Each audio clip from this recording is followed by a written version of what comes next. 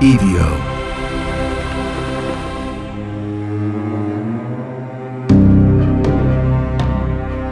There are nights when darkness behaves. It arrives the way a curtain falls at the end of a performance. Slowly, predictably, with a certain grace. The fields dim, the trees soften into silhouettes, and the sounds of the world continue exactly as they should. Night becomes simply the other half of day, not an intruder, not a threat, just a different way of seeing. But there are other nights when darkness feels purposeful, not hostile, just aware. It sits over the land like something thinking, as if the sky itself is paying attention to whatever's below it. And on those nights, silence takes on weight. Every sound feels amplified. Every shadow holds more substance than it should. It's on nights like those that the imagination begins reaching for explanations long before there's anything even to explain. In Braxton County, West Virginia, the people who later tried to describe what happened to them would struggle with language, not because they lacked education, but because language itself resists translating fear honestly. They talked about lights, they talked about fire, they talked about the sky seeming wounded. They talked about the way the air tasted afterward, metallic and bitter. And a few minutes from now, we'll come to the single moment when a small group climbed a hill, believing they were chasing curiosity, and came down, believing that they had met something beyond the limits of the world that they understood. Now, what matters most in stories like this is never just what people saw. It's what the mind did with it. Because sometimes the devil within isn't what arrives from above, but what rises inside us when the world doesn't explain itself. Welcome back to The Devil Within. I apologize for my voice. I'm dealing with a little bit of a head cold. Anyway, tonight we're stepping into one of the strangest nights ever chronicled in small-town America. A night that sits suspended, somewhere between folklore, eyewitness testimony, fear, and the fragile machinery of human perception. This isn't really a story about aliens. It is, but it isn't. It's more a story about people. It's about what happens when ordinary lives brush up against the extraordinary, and how the brain, desperate for meaning, can become both our greatest ally and our greatest deceiver. And before we meet the monster, we meet the world it walked into. You're listening to part 1 of the Flatwoods Monster. And stay with us, because before long, we're going to reach the exact moment when every person on that hill, at the same instant, became absolutely certain that what they were seeing didn't belong to Earth. And that certainty is the beginning of everything that followed. This is chapter 1. Now, there are certain nights that seemed determined to behave themselves. When the air cools, the clouds disperse, the darkness arrives with a calm, almost polite certainty. The rhythms hold. The wind continues its careful sweep across the hills. Dogs bark occasionally, but only because, dogs bark. The world doesn't appear to be hiding anything. If there are mysteries, they seem content to remain elsewhere. And then there are nights when the sky looks as though it's carrying secrets. On September 12th, 1952, in Braxton County, Virginia, the sky wasn't simply overhead. It seemed active. There was a restlessness in it, as if something beyond reason were taking interest in the earth below. Now, people would later say that they had noticed nothing unusual until the streak appeared, that it arrived suddenly, like a wound cut across the heavens. In truth, they weren't watching until there was something to watch. Life was unfolding in its usual, unremarkable way, and then it was interrupted.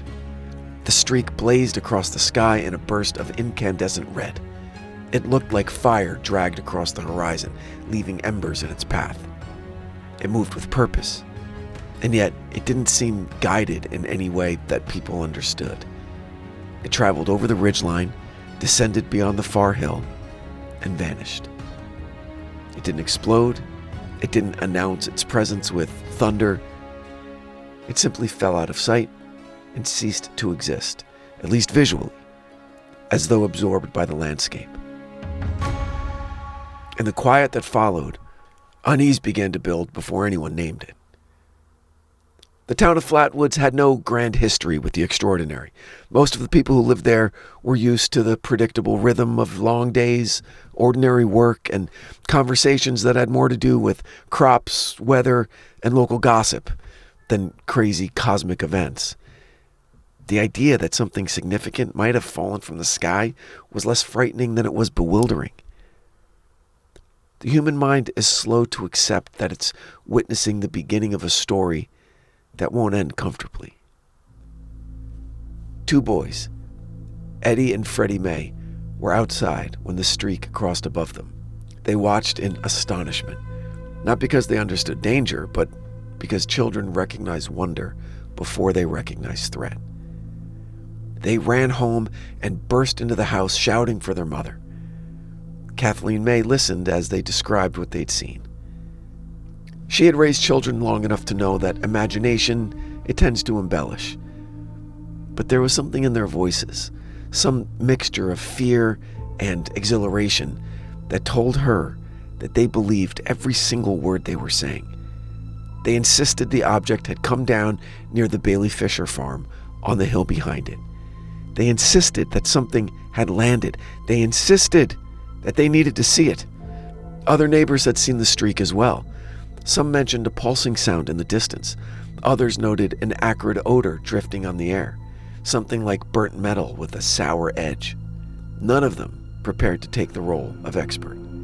They were witnesses, nothing more, and witnesses often feel an obligation to understand what they've seen. So Kathleen allowed herself to be persuaded that she should at least investigate. She called upon a young National Guardsman that she knew, Eugene Lemon, whom she trusted to impose order on the situation. His presence suggested, authority. And authority in moments of confusion can be as comforting as a light in a dark room. Eugene agreed to accompany the group, if only to settle the matter. They gathered flashlights, their beam narrow and fragile in the expanding night, and began the walk up the hill. As they climbed, the ground grew softer beneath their shoes, the smells more intense. And the air did carry that metallic tang much more clearly now. A low mist clung to the earth as if it preferred to hide the ground itself. The sounds of insects quieted until there was nothing left but wind and the faint rustling of leaves. Fear rarely announces itself dramatically. It arrives gradually, like water rising in a room, and before anyone truly realizes it, everyone's standing knee-deep in it. But they continued to climb. And about 10 minutes later, they would reach the thing that would define the rest of their lives. Chapter 2. So the top of the hill did not immediately reveal its secret. It had the same collection of trees, the same scatter of earth, the same shadows that any rural hill might contain. There was nothing inherently extraordinary. But the human eye is always looking for shape, and the human brain is always trying to assign meaning. Our species evolved to notice the difference between a branch and a predator. I've gone over this before. We're evolutionarily imbued to be able to discern between movement and stillness, between harmless silhouette and life-threatening animal. When Eugene raised his flashlight, the beam swept across the clearing in slices. It illuminated stretches of fog, the bark of nearby trees, and the pale ground beneath them.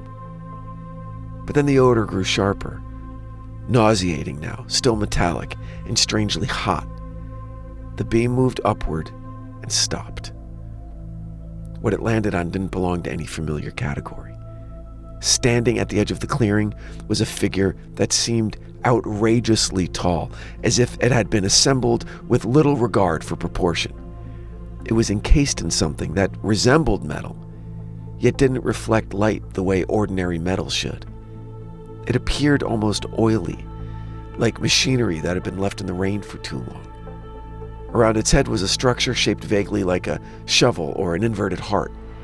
Inside that frame sat a face that refused to resolve into anything recognizably human. Two glowing circles stared back, not like eyes in the way that we recognize an animal's gaze, but like hot coals. And beneath them, the lines of the face suggested something predatory, something almost reptilian, something constructed incorrectly. Its arms hung downward, long and narrow, ending in extensions that looked disturbingly like claws.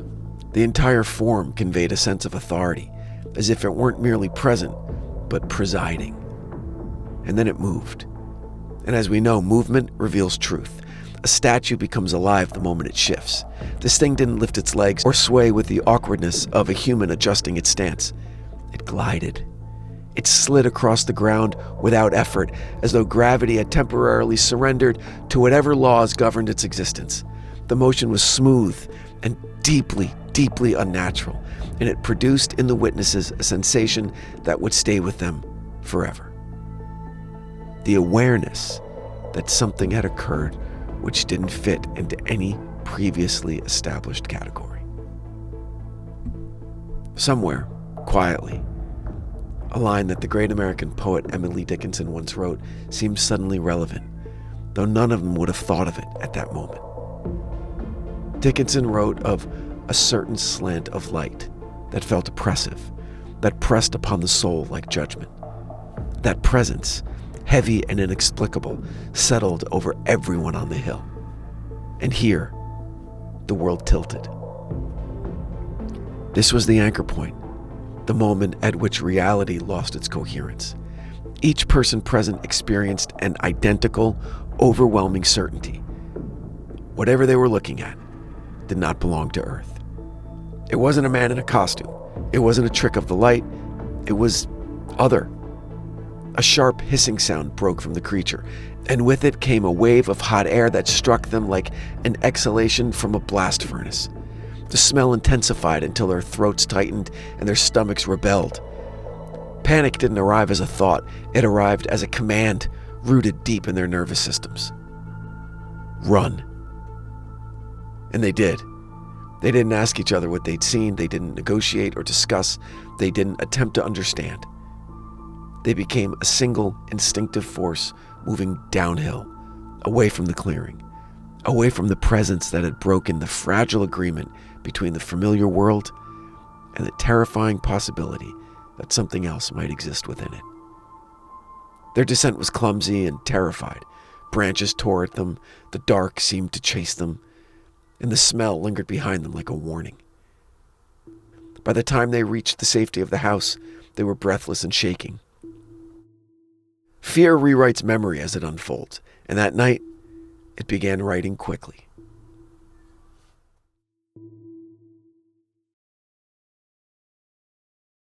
Chapter 3. The morning after. By morning, the town had already begun to transform. Fear, when shared, becomes narrative.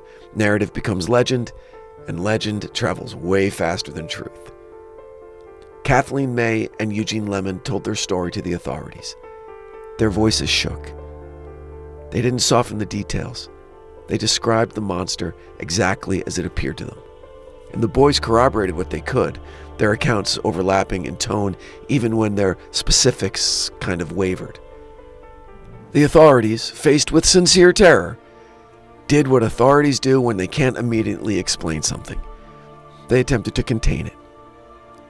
But reporters heard the story, radios carried fragments, word moved beyond Braxton County, and within hours, Flatwoods belonged to the nation.